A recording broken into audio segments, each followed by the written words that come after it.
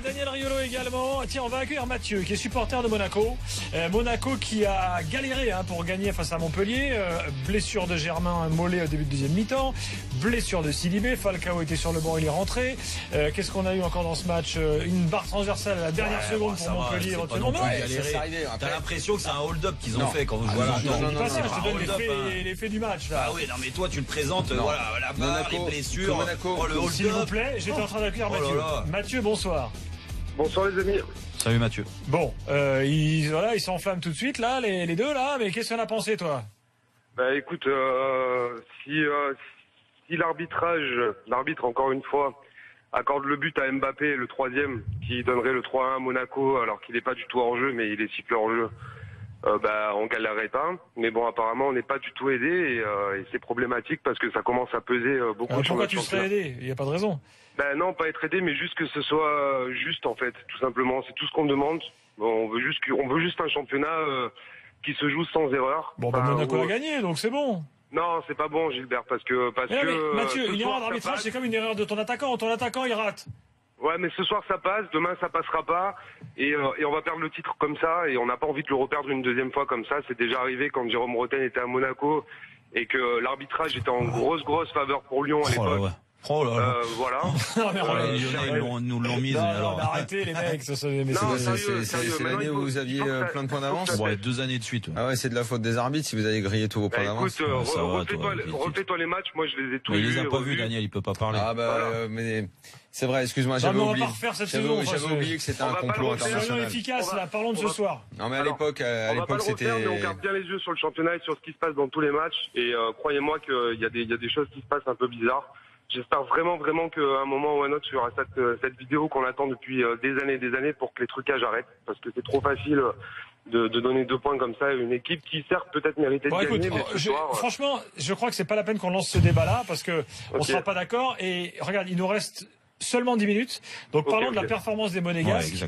Parlons de ce qui s'est passé sur le terrain en dehors des faits d'arbitrage. Parce que moi je considère que Monaco a gagné le match malgré ce que tu peux estimer comme faute d'arbitrage. Donc comme quoi la faute d'arbitrage finalement elle donne rien vu que Monaco a gagné. Donc allons-y parce que je crois que tu voulais parler de Glick notamment. Oui, je voulais en parler parce que c'est un joueur qui nous manquait l'année dernière pour justement relancer les ballons très très vite vers l'avant quand ça défendait bien. Voilà, l'année dernière, quand on défendait, on gardait quand même le bloc assez bas. Et aujourd'hui, on peut se permettre de vraiment monter en puissance en contre-attaque. Dès que Glick ou même Jemerson récupère le ballon, tout de suite, ça part devant sur les côtés entre Sidibé et Mendy. Et les attaquants se frisent, quoi, tout simplement, parce que sur les côtés, ça joue à 2000 à l'heure.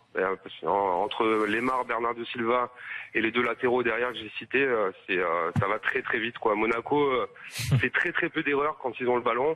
Ils arrivent toujours à trouver l'espace dans les petits trous et c'est ce qui fait que c'est une équipe forte cette année. On me dit c'est le meilleur défenseur polonais depuis Jacek Bak.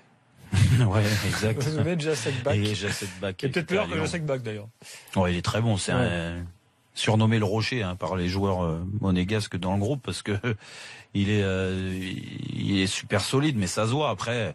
Il a pour lui de marquer des buts. Il n'y a pas que ça. Donc, moi, je voulais parler d'Mbappé quand même. Vous avez vu la vitesse? Mbappé, c'est, mais tu sais la vitesse du gars. Vraiment, dans la gestuelle, c'est comme Thierry Henry, hein. On t'en parlait tout à l'heure de Thierry, mais vraiment, les appels de balles. Thierry Henry a dit lui-même tout à l'heure, effectivement, c'est moi. Ah ouais, non, mais franchement, le gars s'est reconnu. Moi, j'ai joué avec Thierry très jeune. Je sais pas, il y a 2 ans, on disait ça de Martial. Ouais, exactement. Non, je sais pas qui disait ça de Martial, mais ça n'a rien à voir. C'est vrai, tout le monde disait ça pour Martial.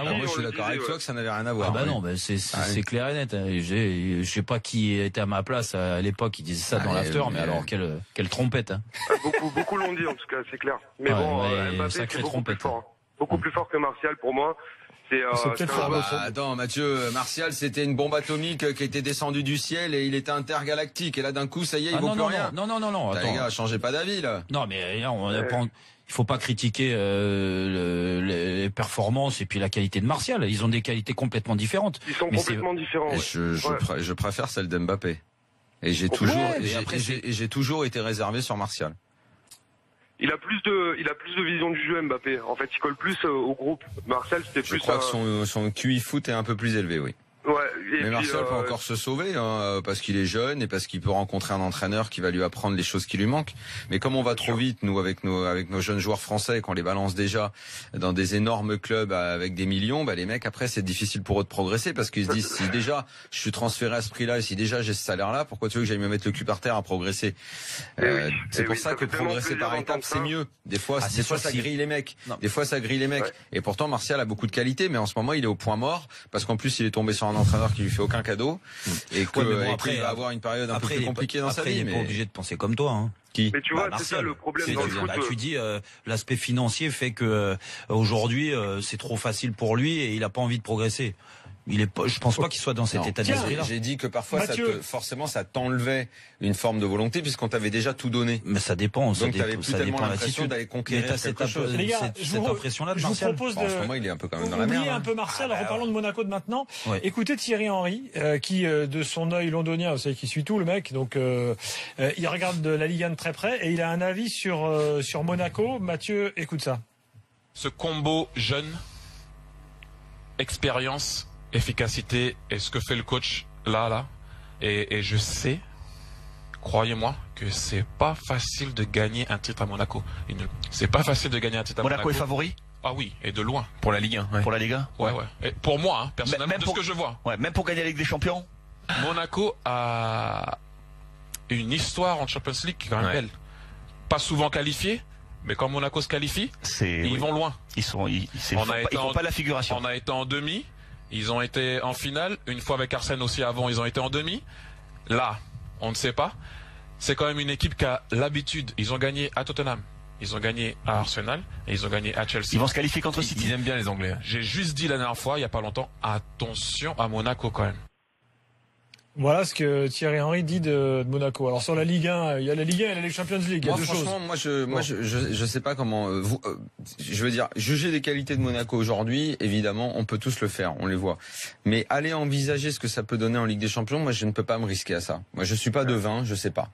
Je sais pas sur quelle équipe tu peux le faire. Je sais pas de toute façon. Et ben c'est pour ça que ce genre de choses. Moi, quand t'arrives les huitièmes de finale de Ligue des Champions, les gens cherchent toujours à il va se passer. Attendez, chaque année on voit que ça se passe pas exactement tout comme c'est prévu.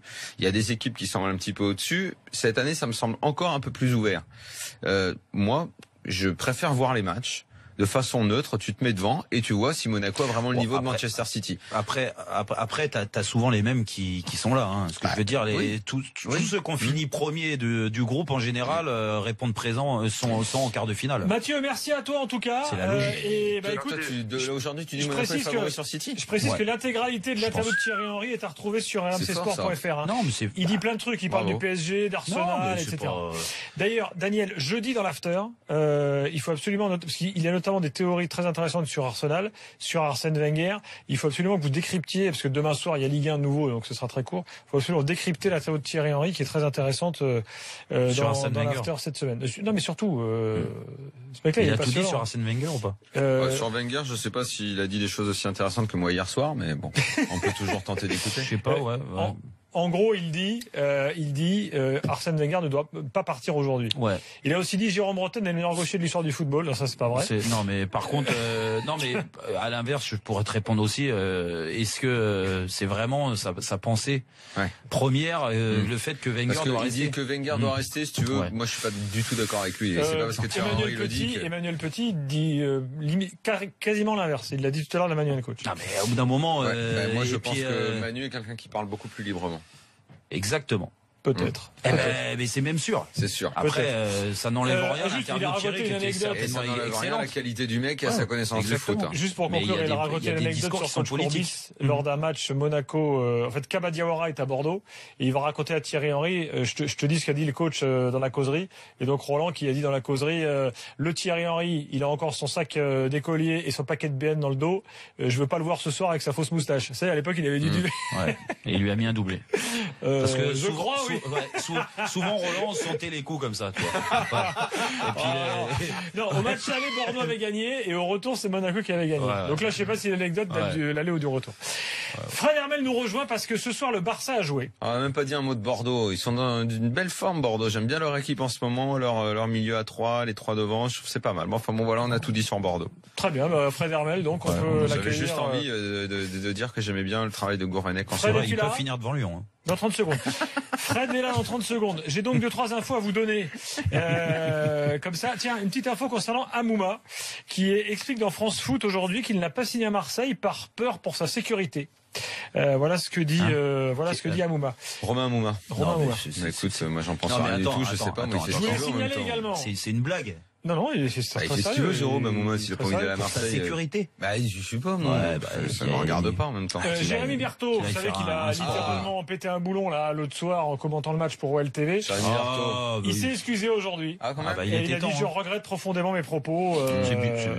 C'est étonnant, moi j'étais surpris. Ça ne me ressemble pas.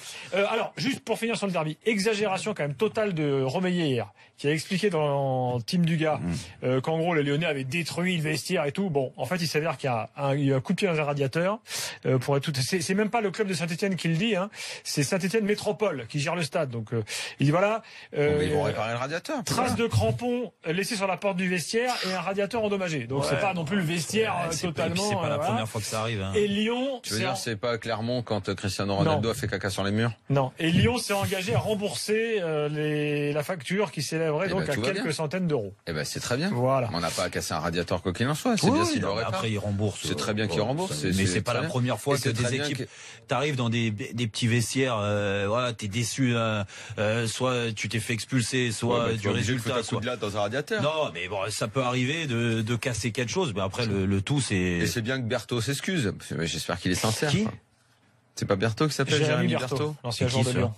Celui qui s'est excusé pour ses commentaires. Je me souviens pas de Berthaud en arrière gauche. Alors, juste une dernière histoire liée à Lopez, à fait divers.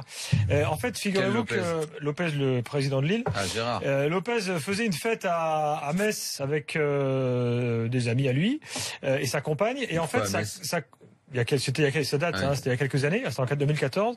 Et ce soir-là, sa compagne a été kidnappée avec demande de rançon. Et figurez-vous qu'aujourd'hui, le kidnappeur, qui était le cousin de la compagne de Lopez, une figure du grand banditisme, a été condamné aujourd'hui à 8 ans de prison. En fait, l'objectif de ce gars-là, c'était de demander à Lopez de payer la rançon pour libérer sa compagne. Donc c'est assez glauque comme histoire, mais voilà ce qui est arrivé. Et aujourd'hui, il a été condamné, le gars qui avait kidnappé cette dame, 8 ans de prison pour cet enlèvement. Voilà. Nous prenons acte de cette anecdote. Il nous reste 40 secondes. On a des soucis de connexion avec Fred. Fred voulait absolument passer dans l'after parce qu'il a vu le match Barça-Atlético et il dit le Barça a été nul. Donc, voilà encore c'est quoi le score? Un partout. Et donc le Barça est qualifié pour la finale. Gamero a raté un péno. Mais ce week-end, ils étaient pas bien, ils ont gagné 2-0. Jeudi, je vous donne rendez-vous jeudi dans l'after. Fred sera là. Vous pourrez lui poser toutes vos questions sur le Barça. On sera à moins de 8 jours du match. Et il faudra rentrer dans les détails des performances individuelles, du coach et tout. Excessivement brillant ce soir, ni le dernier match. Hein. Exactement. Oui, mais tu vois, jeudi, une petite piqûre où on t'explique pendant 20 minutes que le Barça est prenable, ça fait pas de mal. Mais de toute façon, heureusement qu'ils pensent ça, le Paris Saint-Germain. Non, mais attends. Que le PSG, il va en espérant. Les taper, exactement. Et dernière chose, là, ça n'a dit rien dans le groupe à Marseille, on le verra peut-être demain. Voilà. J'ai donné toutes les infos. Le PSG bat Lille 2-1, Bordeaux gagne à Caen 4-0, Monaco gagne à Montpellier 2-1, c'est fini pour ce soir. T'as oublié un bon Lille, comme dirait Colo. Vous revenez demain, les gars. L'after demain soir dès la fin, donc. De Guingamp, OM Guingamp. OM Guingamp, exactement, demain soir. Bonne nuit à tous. Ça va être chaud au Vélodrome.